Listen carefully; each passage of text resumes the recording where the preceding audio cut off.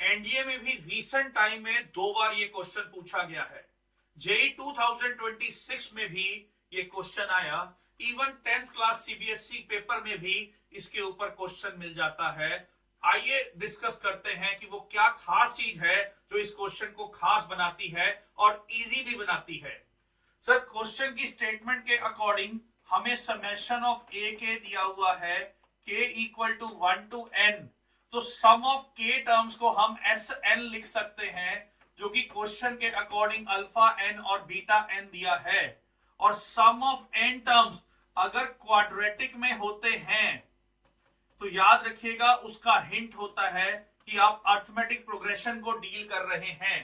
अगर सम of N terms quadratic में है तो आप एपी को डील कर रहे हैं।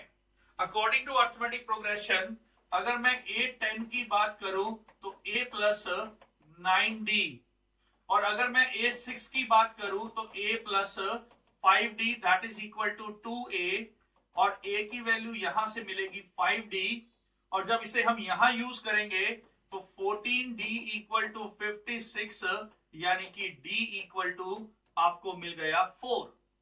सर, D की वैल्यू मिल गई। अब इस D की वैल्यू से मेरे को A की वैल्यू भी मिल जाएगी। सर, A हो गया हमारा 20, बट ना तो उन्होंने A पूछा ना तो उन्होंने D पूछा, उन्होंने अल्फा प्लस बीटा का सम पूछा है।